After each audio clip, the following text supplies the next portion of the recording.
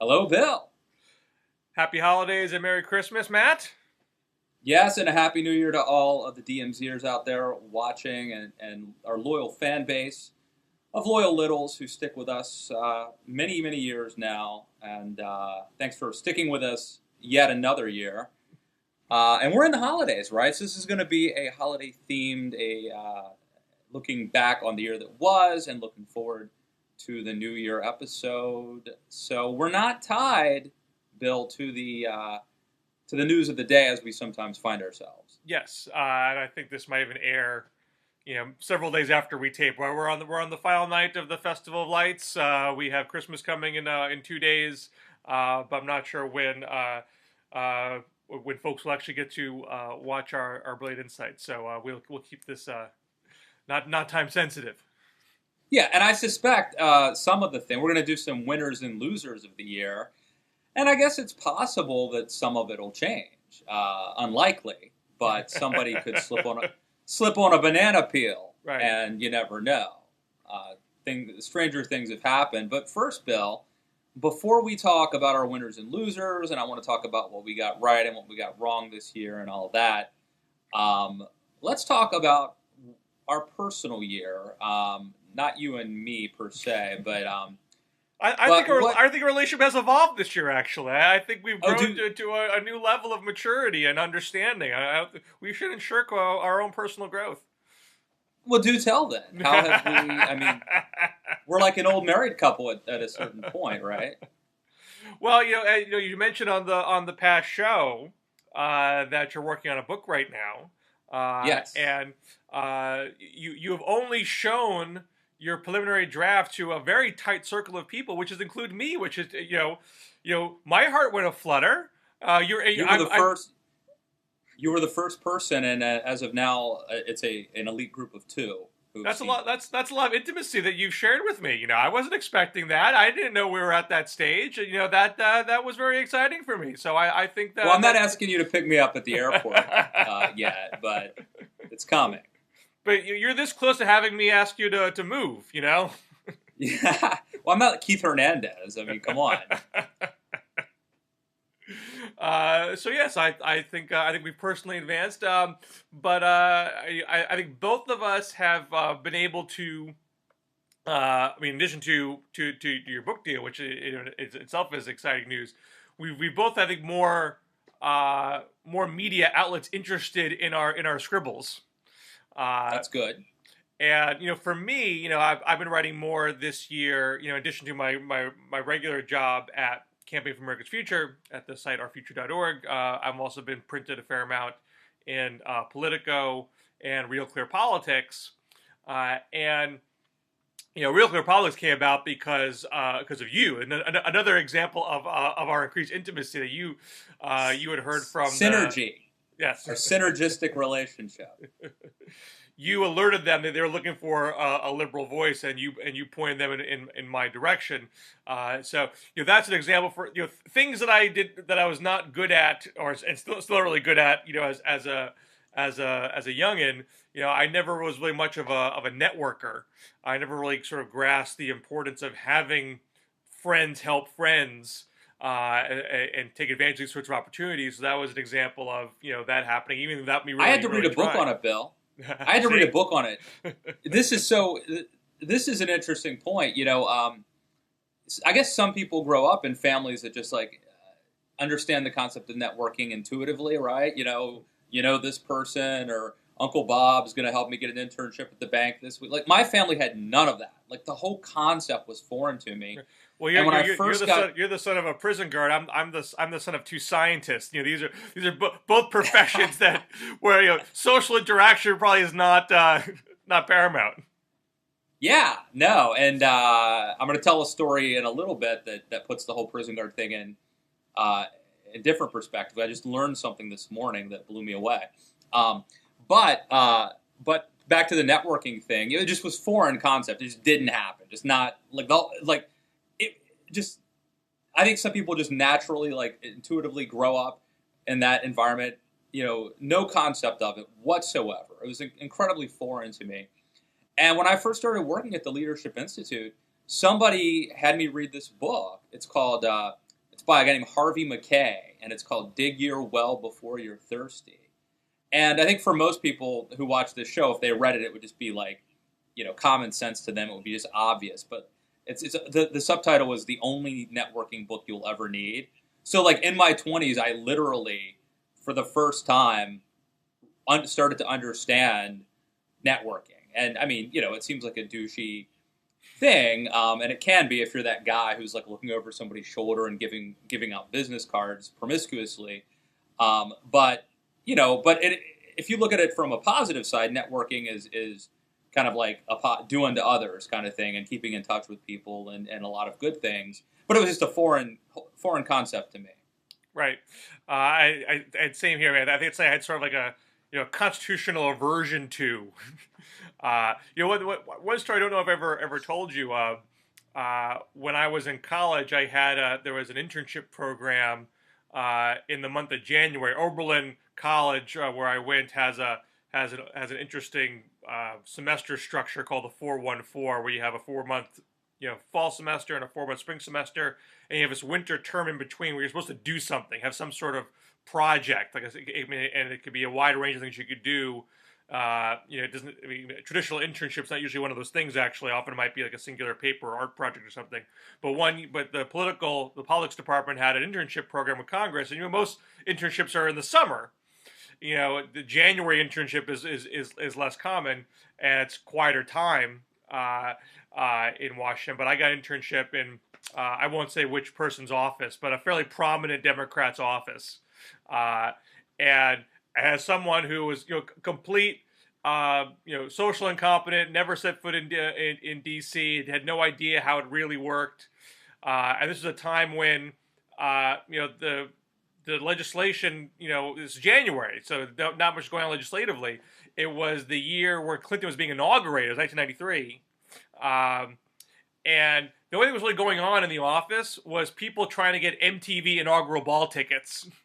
And I was horrified. I was like, oh my God, this is just an extension of high school. What all my fantasies of what Washington, D.C. would be like are being completely shattered in front of my eyes. And I just didn't get it. I didn't get what the point of that kind of, social climbing would mean, and what relevance would have to people's careers. And I said, I'm not gonna come back here. This place is horrible. And I mean, obviously, lots of aspects of it actually are horrible. But when you get older, you realize, look, some of that just happens in every field, and the more you can, do it in a natural way, the better off you're going to be. But as a young person, I had a really hard, that just did not instinctually compute for me. Yeah.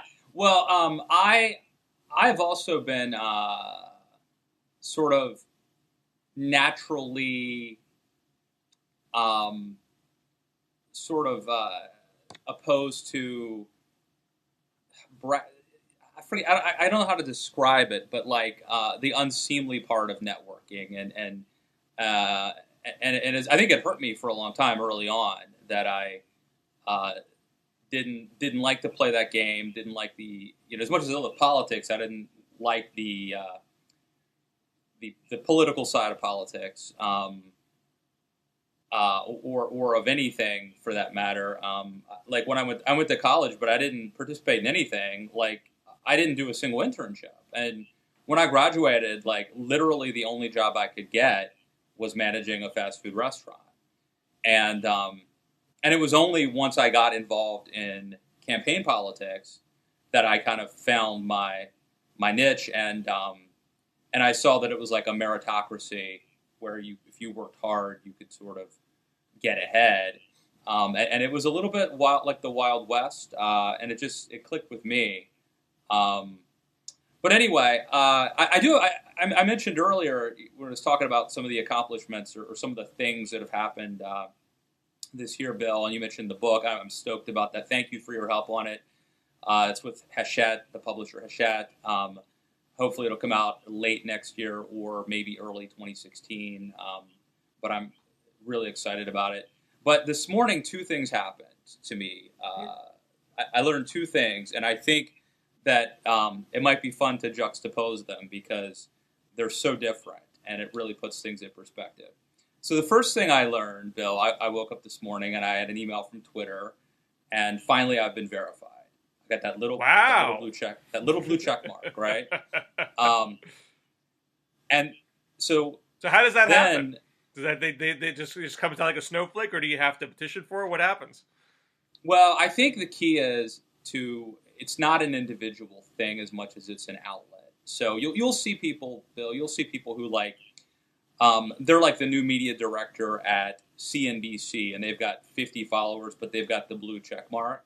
And I think it's because their outlet basically got them verified. Mm-hmm. And so, I think that's essentially what it is here at the Daily Caller. I think they're, somebody decided that how come none of us or few of us are verified, and so they sort of made it happen. Tried to make it happen, work with them corporately. I think that it's sort of like the way I see it is it'll be like a media outlet. All of a sudden, like Nobody at the Week, for example, had them, and all of a sudden I checked in like everyone at the Week, the employees, not us writers who are kind of freelancing or whatnot. But anyway, that's just I'm happy, kudos. It's a nice little thing, but I put it in context because that happened this morning, and then I got a call from my mom, and she said, and this will also, both of these things are a little bit embarrassing for me, but she says, I wanted to let you know your cousin Tommy, we call him Tommy, his name's Thomas Geisbert, was one of Time Magazine's People of the Year. He's an Ebola doctor. And now keep in mind, Bill, this Time Magazine, this thing came out 2 or 3 weeks ago. And he's prominently featured as one of the Ebola doctors. And this is my first cousin. And he's not writing blog posts. He is saving the lives of, tens of thousands of people with his Ebola research. He's one of the preeminent Ebola doctors. It turns out I Googled him this morning to find the story, and he's NPR, the New York Times. How is it that number one, how is it that I didn't know this by virtue of what I do for a living? And how is it that nobody in my family told me until today?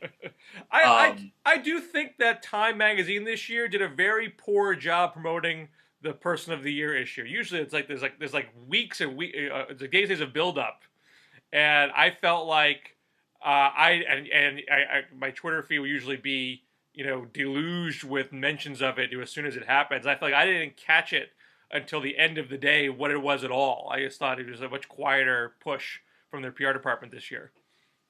Well, the thing for me, Bill, was just interesting that this morning before I taped this, I found out about the Twitter thing, and I found out about my cousin Tommy, and it really puts things in perspective because, I guess there are two things that come to mind. One is just like what I do, talk and write about politics and stuff, and what he does save people's lives, and this amazingly important medical research.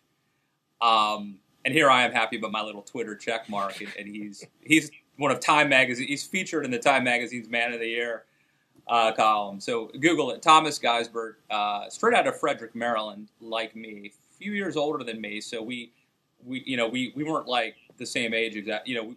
We weren't hanging out together. But I'm incredibly proud of him.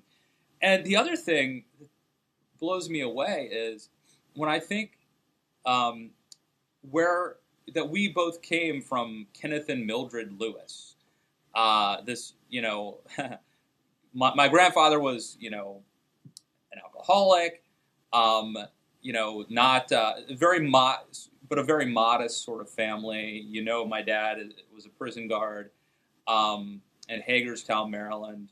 And when I think that, never mind the opportunities I've had, but that offspring is now helping find a cure for Ebola. It blows me away. It's really, really cool and really awesome, and I'm very, very proud of him. And I can't believe I just found out today. It's shameful, utterly shameful. Well, it's his own fault for not being on Twitter. Apparently, if he was tweeting it, you would have known.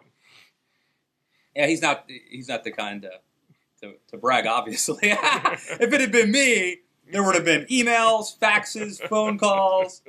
I don't think he could have escaped it. But now I will say that in fairness to me, my mom had, I think, 11 brothers and sisters, and my dad had 9 brothers and sisters. So there are a lot of cousins, a lot of first cousins, and some of them we're more proud of than others, as you can imagine. With a big family, big families, you a lot of range, consistent level of quality. But I know who I'll be telling my little boys about now. This is your flesh and blood to, right. To try to be like. So that was really cool. Since they won't look up to you, there's someone else you can point them to be a role model. Yeah, exactly. That's and I hope that they're better at math and science than I am. For crying out loud, maybe he got it from some of the genetics or something. I don't know. Well, the other thing that, as far as my own year goes, this sort of a counterpoint to the networking thing is my work at Politico, and that's something that happened without any networking at all. I mean, I basically had a piece that I wanted to write about the NSA in the summer, and I spent a lot of time on it, and it was the kind of it was a history based piece talking about how the NSA was involved in the formation of the UN, and as I thought about it, I think of outlets where I thought it made sense to take it to. I just thought Politico was the right fit for it, and as I figured, and I didn't know anybody there. I know and I just went to their website and looked at how they take submissions, and it said they did, and so it was a straight cold email. And then a little follow-up email just sort of make sure they had it and say, hey, if you guys don't want it, I'll, just let me know and I'll shop it elsewhere. They said, no, we want to take it. And because that, and it didn't even do this that well click-wise, but it must have, impressed them enough that they started coming back to me and say, hey, do you want to take a crack at this story idea? And so I've been doing that, sort of semi-regularly. Your Politico stuff's been amazing, Bill, and I love that I learn something when I read your stuff, and I love how you inject history into the stuff that you write. Thank you. But I think some people might hear our networking spiel and say, life is unfair. If you don't know the right people, you never can get ahead. And I mean, I think there's a lot of truth to that in the world. There's no doubt. But I think there are also opportunities for folks. I mean, this is the hard part. I mean, there's a whole lot of writing out there. We're deluged with everyone's cheap opinions. Certainly, plenty of things that we write are not particularly special or unique. But if you get that idea that you think is a little special, that is not being said elsewhere, there are ways to get to find a platform that will publish that, and that could potentially lead to other things. So we're not in a world that is lacking of merit. And just like you're talking about your cousin, I imagine he didn't schmooze his way into Time Magazine. He did 30 years of study, 30 years of working on Ebola. Right. Here's a disease that a lot of people thought wasn't necessarily the most important thing to work on in the world. Didn't get a lot of funding. But he thought it was important. He stuck with it, and now and that perseverance paid off. So there's probably more than one way to advance in the universe, and it's not picking or choosing different strategies, but sort of trying to push on as many fronts as you can to see what might break your way. Oh yeah, I think as a writer, Bill, I mean, to get paid to write is not an easy thing, and you have to hustle, and part of your job is writing and researching and being a good writer, but you've got to basically be building a brand, building a distribution mechanism, making satisfying the people who I've got to write stuff whether I feel like it or not.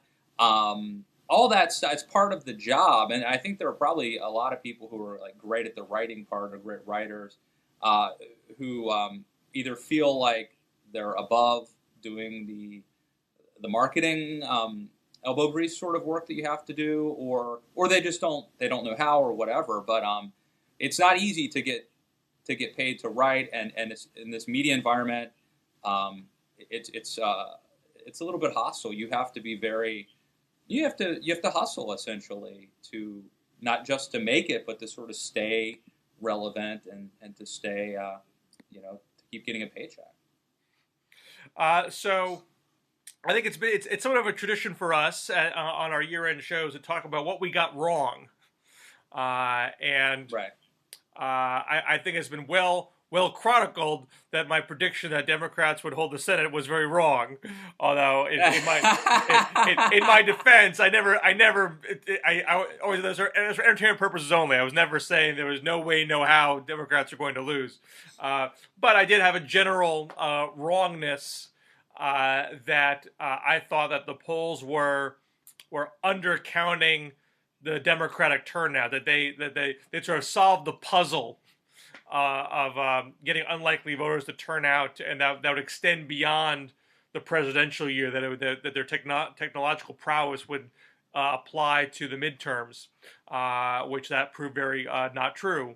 Although I think some states the Dem turnout collapsed more than others. I don't think it's fair to attribute the entire loss across the board to turnout. But certainly they didn't have special sauce this time. So that's sort of an obvious thing that I got wrong. But one of the pieces I wrote for Politico talked about how Elizabeth Warren would be more of a factor in 2014 than presidentially. People should not think about her as a presidential candidate, which I still agree with. But that she's been doing a lot of stumping in 2014, and it would be and candidates that adopted her rhetoric would prove a test case to how effective her populist framing would be. And again, I wasn't making a firm prediction there, but I did think that her stumping was going to bleed into the campaigns more than it did. In fact, looking at all their ads, you really can't find much of any candidate that adopted her brand of rhetoric. There are glints of it in West Virginia. Al Franken perhaps probably did more of it than anybody, even though his race never really got very contested. Although, even his version of it, he had some very blunt anti-Wall Street ads, but he also had some "look at me, I'm Mr. Bipartisan" ads, which is not really the Warren model. So he's only sort of taken half of what she was doing. But all the ones all the contest races we talked about, very little of the Warren us versus them kind of attack. Now she's still proving to be a major player. We can talk about that later, but I thought there'd be more outright populism than we saw on the campaign trail in 2014. Well, let me just say, Bill, your thing is not, this is what I don't go to Bill Scher for. Like, there's an election on Tuesday. How many seats are we? That's not your thing. What you do is all the time, you write a column sensing a trend or a potential trend, and then a week later, it happens, and everybody else claims credit, writes about it and gets lit. I mean, it happens all the time. I'm trying to think. I'll give you a prime example that I think it might not even have happened this year. It might have been like 2 years ago, but right. You said, hey, there's a possibility that John McCain, if Rand Paul wins the nomination, mm-hmm. What if John McCain supports Hillary Clinton? Right. And you came up with this and wrote about it, and like a week later, McCain says something to that effect, and other people start speculating about it. Like, and McCain's right-hand man, Mark Salter, has said it outright. And I'm thinking there must have been something bubbling up that you picked up on.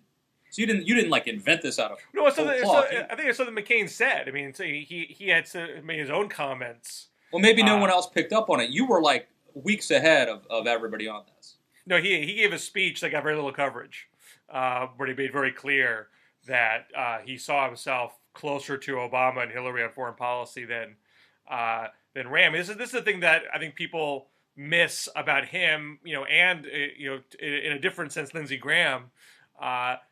They get a lot of headlines when they are very antagonistic to Obama. I mean, they throw bombs his way all the time. Then they more quietly say things that show that their distance is not as great in some cases on other issues or different aspects of foreign policy. Right. But both the media likes the big conflict. The left is very skeptical of McCain and Graham, for obvious reasons. But you got to look at the totality of what these guys are saying to get a more complete sense of what their strategy is and what their end goals are.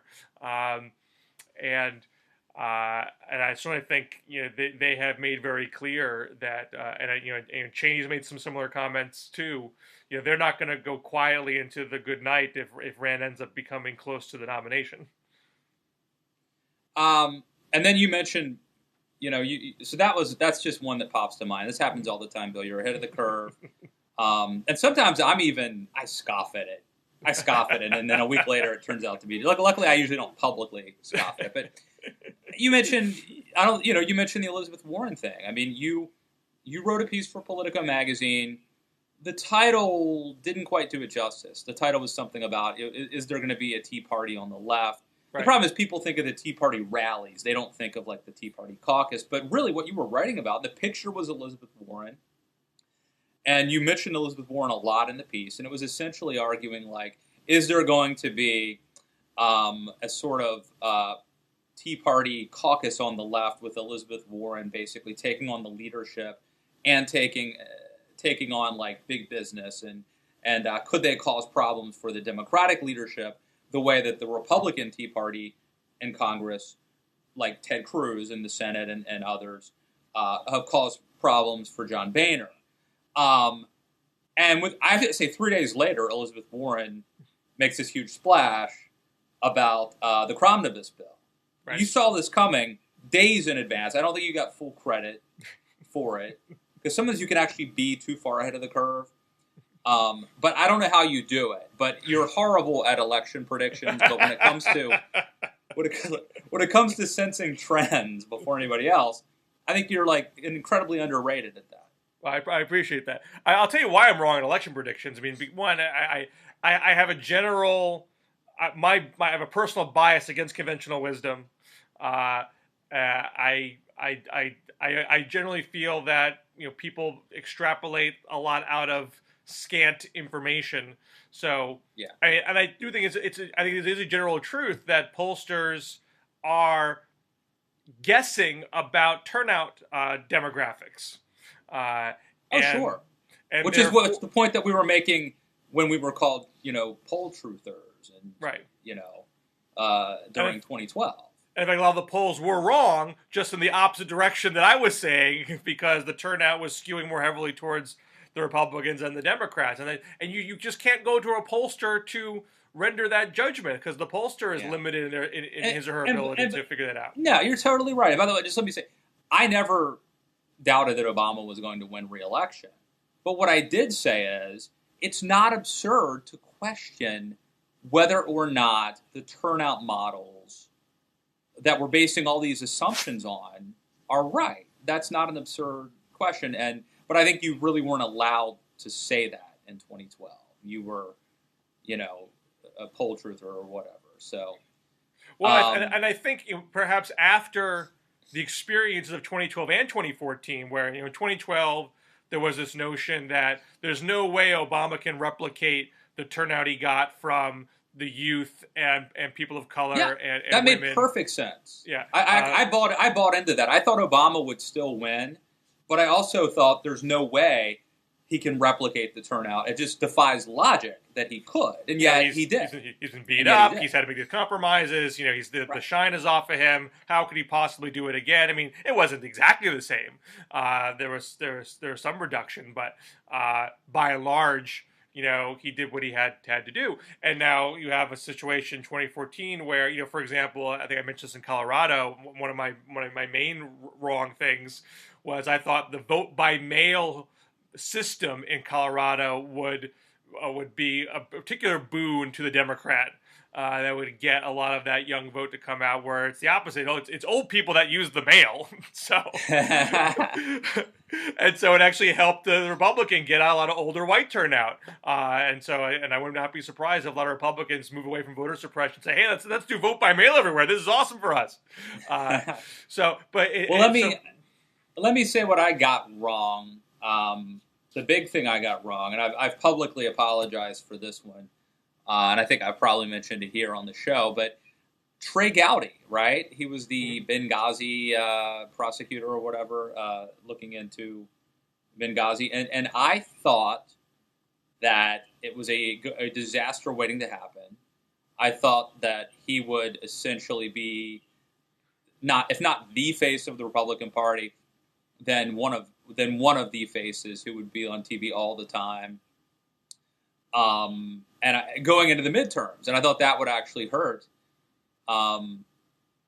Hurt Republicans going into the midterms, that he could be kind of easily caricatured, that Benghazi would play a much bigger role. And even though I think it's what happened in Benghazi is very important to get to the bottom of, I didn't think it was going to be helpful electorally. And I thought Gowdy might say something stupid, that he may not come across as well. Turns out he really didn't do anything. He wasn't that prominently featured. And he didn't mess up. He didn't do say anything. Not to keep his head down, but he actually produced a report that was very favorable to the Obama administration. Well, I think that came out after the election, I think. Right, but I mean, he didn't use it as a weapon. He seemed to actually produce a very even-handed report. So I was totally wrong about that, and I think I owe Trey Gowdy I've apologized to him because I was harsh on him. I was tough on him at the Daily Caller, and it turned out to be wrong about that one. So I'm sure I've been wrong about some other stuff, but that's the one that stands out to me because I think I was very tough on him, and I turned out to be wrong about it. So we don't have that much time left. We don't want to talk everybody's ear off during their holiday break, but we should review our personal list of the year's winners and losers. Yes, I've got 4 winners, 3 losers to talk about. We don't have to hit them all, but let's just go back and forth and discuss and debate. All right. You want to go ahead and throw out one of your winners? What are my winners?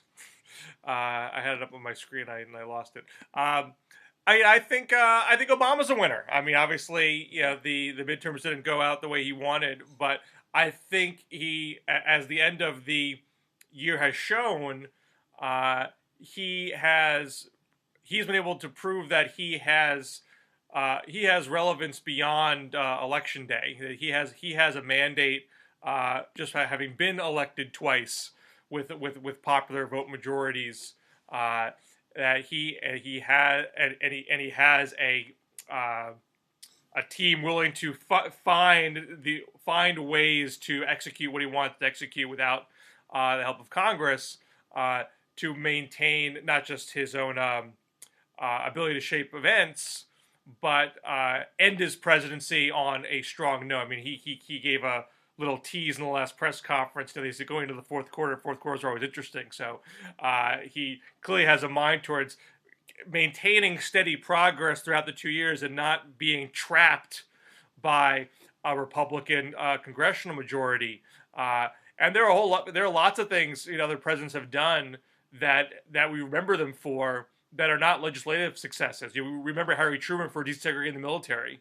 We remember Teddy Roosevelt for protecting land. These are things that did not require the help of Congress. It's very possible that when we look back in the entirety of the Obama presidency, a good chunk of what we do remember him for are things that he did on his own, and I think he has been able to have his second term not just be consumed by the the lame duck dynamics that consume other second term presidencies. We don't remember anything about FDR's second term. All his good stuff's in the first there'll be a whole bunch of things in Obama's second term that are part and parcel of what we remember him for. I think if you were to look at this sort of cumulative year, Obama had a disastrous year. But if you want to use the fourth quarter analogy, I agree. I think he's finishing strong. Now, fundamentally, philosophically, substantively, I disagree with what he's doing. But politically speaking, I think the American public has a bias toward action. I think they have a bias toward the executive branch. And I think that trampling on separation of powers and potentially the Constitution. I mean, those things are not unpopular. So to that point, I think he finishes strong politically. I agree. I think a horrible year, but he finishes strong politically. Well, two things I want to say about that. One, the most recent Gallup tracking poll. Gallup does daily polling on Obama, and he's ending on a year high. He's at 47% approval. Disapproval is under 50. It's at 49. It's the first time it's been that way in a long time, and it's coming off of him doing stuff. He does immigration. He does the climate deal with China. He does the Cuba move. And there's a point, in the middle of the year where his numbers are really sagging in the low 40s, in some cases high 30s, depending on the poll, because it seemed that there wasn't stuff being done, or he was being captive to events and lagging behind the curve. And there are a lot of pundits out there saying the country's written him off. You reach a point of presidency where the public just tunes out the president. He's past that point, and I thought that was very premature when it was said. And this proves the point. People like it when stuff gets done. Yeah, I totally agree. It's not necessarily good or right, and maybe it's not necessarily healthy, but it is what it is. We have a bias. It's the cult of action. We have a bias toward action. We have a bias toward a strong executive who just does stuff, and I don't think that's necessarily a good impulse, but it is what it is. But look, I think his year depends on how you score it. I mean, if you're scoring the rounds and you add up the score at the end of the year, it's a bad year. He lost the first round, the first month. He lost probably, like, if you were scoring it month by month as a round. I mean, he lost the first 10 or 11 months. But if you're looking at it like a football game, the score at the end of the game, that's all that matters. I think he finishes really strong.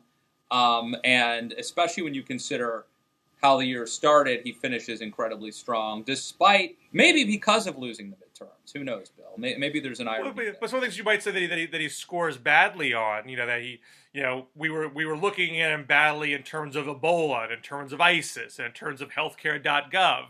Well, all those things look a lot better now. We haven't had an Ebola outbreak in America. The public health system has actually proven pretty wise and aggressive in the States. Yeah. This goes to the old saying of if you want a comedy or a drama, you just have to tell me when the story ends. Right. Right. Or the old football line. We didn't lose, we just ran out of time. I mean, a month from now, Ebola might look bad for Obama. Sure. You know what I'm saying? But I think we're in agreement. I think Obama. I think it's plausible you could argue he was a winner. Let me throw out one of my winners, which is Chris Christie, governor of New Jersey, who also started off in really bad shape at the beginning of the year, still reeling from the Bridgegate stuff, and I think finishes really strong for a variety of reasons. One I'm going to talk about later. I think governors just look a lot better right now, but obviously he seems to have been exonerated as being, an accomplice or even being knowledgeable of what happened at Bridgegate. I don't think he's been completely cleared, but certainly all indications point that way. So I think Christie is a big winner this year if we're going to apply the Obama rule of look at how bad it was earlier. A few months ago. I concede that it's certainly better for him to not be charged with something and not have a prosecutor report saying he was directly complicit. It certainly gives him enough of an opening to announce a run for president, which apparently he is going to do. But I do. I mean, unlike Obama, who's been able to take action to reverse perception. You know, the perception of him in the middle of the year was that he's sort of incompetent, unable to do anything, and now he disproves it by doing things.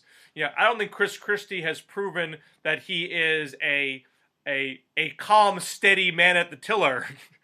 Well, okay, that's true, but I will say he had a big accomplishment, which was heading the RGA, the Republican Governors Association.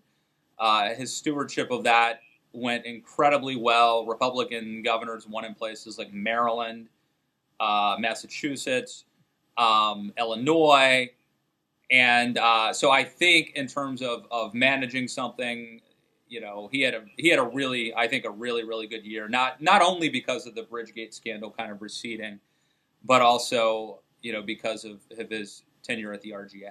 But even amongst, you know, whether it's Republican, you know, Tea Partiers or Republican establishment donors, don't you think that, you know, whereas when he won re-election last year, you know, in a landslide, there was this sense that this is the one guy that knows how to win in a blue state, and he has a certain kind of charisma that is unparalleled, and therefore he has the inside track at the Republican nomination.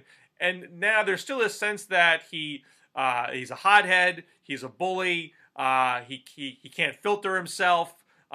He doesn't. At minimum, he didn't know how to control his staff, so they wouldn't do reckless things like Bridgegate. And all it does is for Jeb Bush to put up a Facebook post, and now he is the establishment's favorite candidate, and Christie is the also ran. So I still think there's a pretty lasting bruise from the whole episode.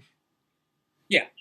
It's not out of the water, not out of the woods yet, but I think he's a winner. So what does he do to get over that hump? To say, look, you look at me as a president and not, you know, a Jerseyite, if I might disrespect my Jersey neighbors. I mean, you know, he still has that bully persona that it doesn't feel like a national father figure. You know, what does he do to change that, or is it? He seems sort of committed to, like, you know, I am who I am. You know, you're gonna love me, love me or leave me. And I don't think he knows how to calibrate. Well, and that's the hard part. You know, it's like, let Christie be Christie. I mean, if he tries to be something he's not. And by the way, I just saw somebody, I think it was Andrew Sullivan, put up a video of Christie from 10 years ago. And it was to show, I think it was talking about torture or something. It was to show that he had flip-flopped. It was not to make him look good. But the thing that blew me away was, you know, he looks a lot younger and he looked a lot different, but he had the exact same persona. The same swagger, the same confidence, the same rhetoric. And this is not something that he developed by virtue of being the governor and by virtue of, like, now I've arrived and I can start, you know, throwing my weight around, so to speak. This is something that he's had for at least a decade, and I suspect forever. So you can't really have a guy who goes against who he is temperamentally, and that's the worst advice. You know, you start getting in your head and thinking about it. So, you know, maybe he can tone it down a little bit, but you start tweaking, you lose the good thing about him. So this just may be an inherent problem that he's going to turn off some people, and clearly you have a problem with the bully persona that he has, and you may be right. Who knows how it's going to play in Peoria? But I'm just saying, I think that Christie had a very good year. They put the Bridgegate scandal behind him. He had a hell of a year at the RGA. And the other thing I'll say, we're talking about winners and losers. I think governors are winners this year, and that helps Christie. I think governors and former governors look a lot better than the senators. You know, I think the senators are losers this year. You know, whether it's the, you know, continuing threats of government shutdown, the Cruz and Lee stuff from the other week, or whether it's, you know, Marco Rubio and Rand Paul, like, trolling each other in social media, and this, going back and forth. You did it first. It's so childish and so beneath the dignity of the U.S. Senate, and that's saying a lot. So whether it's Cruz and Lee or Rubio and Paul, I just think the senators come off looking just really silly, and I think in comparison, the governors are big winners this year as well, Bill. So who would you say is the biggest gubernatorial winner? Well, I guess Christie is your biggest, right? Well, Scott Walker's a huge winner too. Remember, he was Sam Brownback. They were both sort of written off, certainly people thought that Scott Walker may lose in Wisconsin. A lot of people were predicting that Brownback would lose in Kansas. So, I think Scott Walker, and by virtue of not being in the mix, of not being involved in these fights and these internecine struggles, maybe someone like Scott Walker ends up having a really good year just by kind of winning his reelection and mostly staying out of the national news. I think the big. I was say people like there's a ton. There's Mike Pence. There's Rick Perry. Susana Martinez. I mean, there are a lot of governors. Brian Sandoval. Brian Sandoval won with like 70%. Geez, I mean, yeah. You would. I mean, this is the governor, who accepted Obamacare, who implemented Obamacare in Nevada, and he probably had one of the biggest margins of victory of any Republican. I mean, you were talking about Walker and Brownback. They did pretty well considering the tough races they were in, but give some respect to Sandoval. I mean, under normal circumstances, a Hispanic governor who won a swing state by like 40 points would be, maybe you just hand that guy the nomination and skip the primary. Yeah. But he did it because he actually took Obamacare seriously, did some other moderate things, and therefore he's not being treated as a maybe he'll be I don't think he's pro. Am I right? I don't know that he's pro-life. I mean, I think that is right. I think he is somewhat pro-choice. A litmus test issue, but I agree with you. Sandoval, wildly underrated. I will say though, Scott Walker proved a couple things. One, I mean, if Scott Walker had lost, I think the message would have been, see, this is what happens when you go into one of these blue or purple states and try to shake things up too much. Especially if Brownback had lost in Kansas, a red state, by really aggressively pushing not only for tax cuts, but going after state senators who had opposed him on that. I think there would have been a message. Even if Republicans took the Senate, there would have still been a lot of stories written about how, but the governors see, this really teaches you can't go in and be too conservative. You have to sort of, bide your time before you do anything too conservative. And I think the fact that Scott Walker he's won 3 elections in less than 4 years, I think, something like that. Or he had won three elections in 4 years. Pretty amazing. And the fact that he did it by virtue of really shaking things up and going after powerful people, I think it sends a bigger message than just the fact that he's an up-and-comer, but also I think it sends a message to future Republicans who may become elected governor in states like that. Just briefly, I think there are a couple of Democratic gubernatorial winners that have been overlooked. One is Jerry Brown in California, who won. He also won going away 18 points without spending a dime on his own candidacy. He literally sat on $20 million. And here's a guy who raised taxes, who is investing in infrastructure with high-speed rail, despite getting a lot of blowback over it. But is seen as someone who has, brought back the California economy from the abyss, solved their budget problems, I think a lot of people sort of look at it as that's Jerry Brown in California. That doesn't apply to the rest of the country. But there's lots of things that he's doing that I think people in the Democratic Party could look at and say, hey, there's models for success here. There's a way to talk about taxes. There's a way to talk about infrastructure that can be politically successful, especially if you have a chance to implement it and do it. And it's not just talk; that there's action.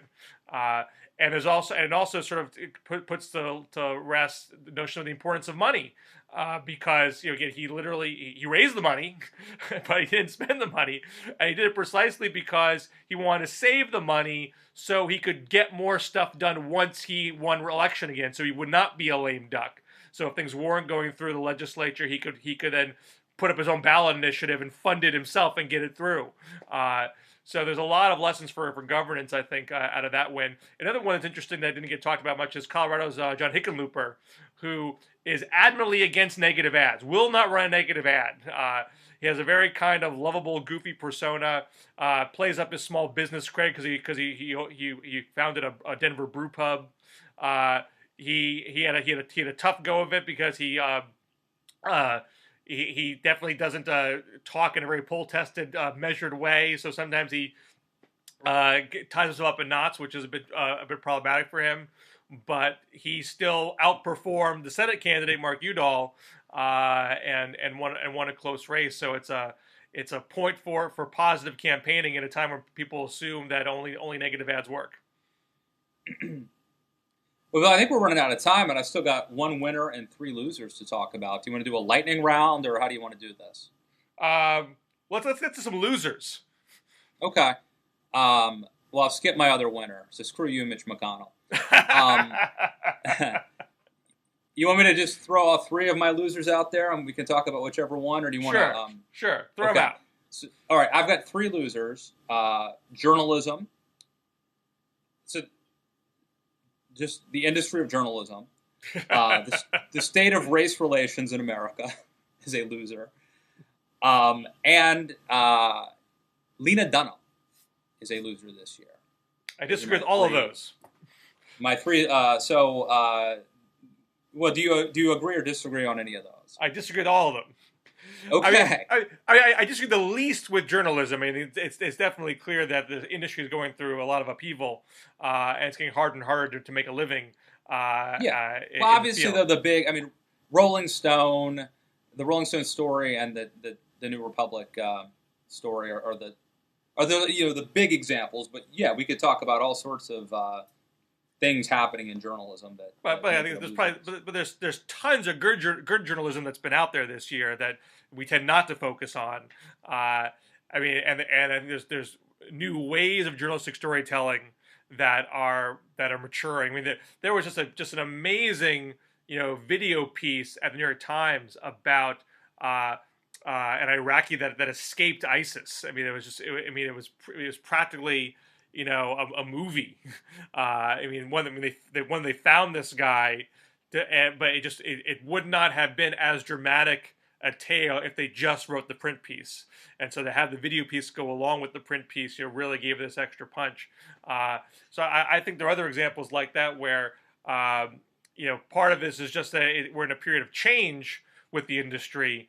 And so I don't think it's ever going to die. We will have journalism, we will have institutions. It may be harder and harder for people to have steady jobs in it, or part of it's going to be that to be a journalist is going to require a different set of skills than older journalists. It's because it's not just about writing anymore. In a lot of cases, you have to find a way to be a triple threat and do multiple things. And I feel similarly about race relations. We're obviously at a period of tension with these certain stories that have come out, but I think we don't have evidence that it's because there are more of these incidents. It's just that our sensibilities are so improved over where we were 50 years ago that we get much more upset with isolated incidents than we were necessarily when they were mass incidents. So in some respect, it's actually a sign of evolution and improvement. And I suspect even the tension as is today is going to lead to good reforms. And not lead to a stalemate. I hope you're right. It feels bad, but sometimes it's like anything else. Things aren't always as they appear. And then Lena Dunham, Bill, you disagree there as well? I think she's going to do just fine. I think her career is in good shape. That kid's going to make it. No, but I mean, look, she puts out this memoir. I think it's called "Not That Kind of Girl" or something. And she had 2 pretty big scandals surrounding it. One involving her with her little sister, and one involving the alleged rape at Oberlin and the naming of Barry 1.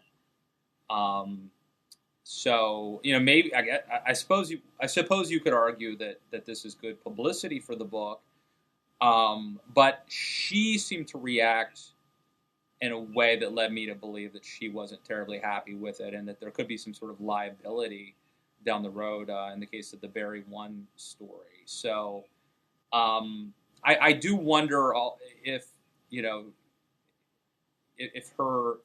how long she parlays being the it girl of we're not. There are people like I don't know that she's Tina Fey, and maybe she's Carrie Bradshaw. I don't know where she fits in, or if she can sort of keep this going, her place in the industry as prominent going forward. I don't know how much legs she has, so to speak. Well, I mean, I certainly think she's become an enemy of the cultural right, but I don't think what these stories have damaged her credibility with her own fan base. So I don't think she's going to be hard for Hollywood to hire for a new project because of these flaps. And in fact, having conservative ire probably only helps her as far as deepening the bond she has with her own fans. So I think she's probably pretty happy with where she's ended up in all of this. All right, so we're bringing it around. We're rounding third base here, Bill. Should I give you my losers? About to get you out of here. Yeah, let's go with your losers. Well, I mean, the big Republican loser this year is Rand Paul. It was sort of joining Marco Rubio, who I think was the loser of last year. The two Senate Republican losers. Rubio really shot himself in the foot with how he handled the immigration bill, where he made all sides unhappy. And Rand Paul, I think, couldn't figure out how to make himself the conservative candidate. I think he had a moment where he was he was above the rest of the pack. He's getting himself in the press a lot more, finding a way to highlight his own brand of conservatism. But I think he's got too tangled up in things like ISIS, for example, where he seemed to all of a sudden get all over the map. He can't seem to figure out how to apply his principles to real world situations where things get more complicated because his ideology is so inherently simplistic. I mean, I think Rand's problem is that he is at the mercy of external events and world events, right? So,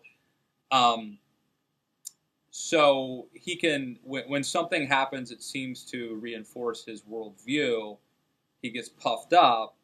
And then when something happens like ISIS, which makes Republicans and conservatives reflexively go back to their more hawkish selves, then he's left out in the cold, having gone out on a limb even farther than he had been before. I think the same thing is true probably in the case of things like what happened in Ferguson, where when the media, when sort of the cultural zeitgeist is pointing a finger at the militarization of the police and police abuse, Rand does well.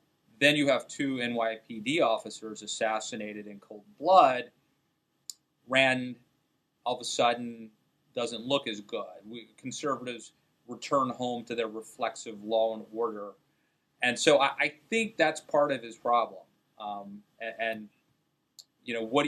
When you're trying to rebrand the party and your image, you need the wind at your back. You need some help from the gods, and I think that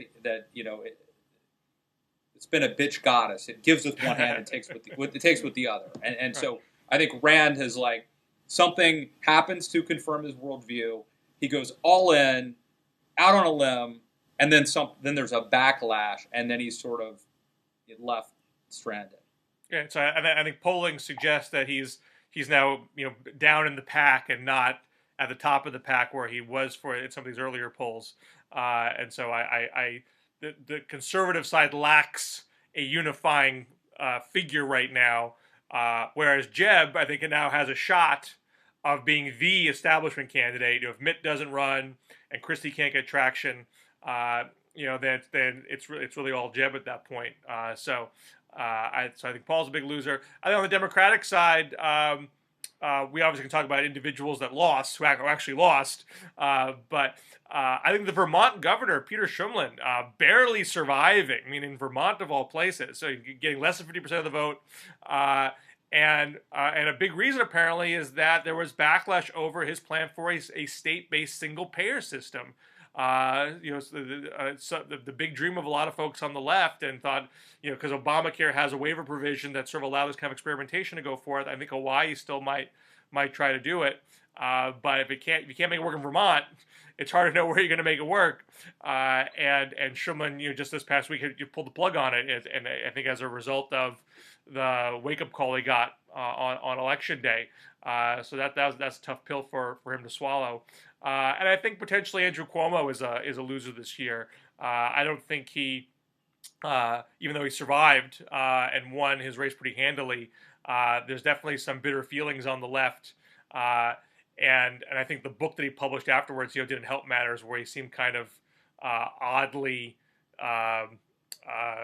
lacking commitment on things like climate change, where it's sort of weird where he's sort of, I think every Democrat, has to find a way to, break with the base on certain points, just like the same thing on the right. You can't ever be perfectly orthodox if you're going to be a national figure, but where Cuomo picks his spots is weird.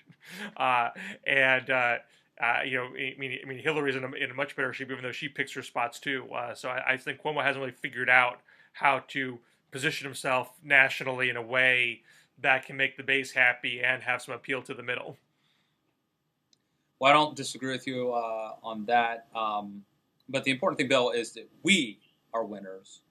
And all of you watching us, I think, are winners too. We've had a great year. And, this is what we do. Show up, get it done. Well, I hope you have a wonderful Christmas with your family. You'll be staying home this year, or you're traveling? We don't do road games, Bill. We're staying home. People come to us. That's our. When you have kids, I did that before, but now I've got an excuse. You come to us, celebrating. We're gonna have a great time with friends and family. How about you, Bill? What do y'all do? We'll be home. I got to pick up my standing rib roast today from the local butcher, and I got to figure out the rest of the menu. But sounds delicious. I like to host because then I ensure I get beef. That's my play. Yeah. There's benefits to the home game. And also, I made Hanukkah donuts this year. I made homemade Hanukkah donuts, so which the kids liked, and now there's a request to turn them into Christmas donuts. I might have to do that too. Sounds yummy. And thank you all for watching us for another year. We are blessed to have you, and thanks for chiming in the comments and keeping the pirate ship afloat, as Adam Carolla says, keeping us here on membership-driven Blogging Heads TV.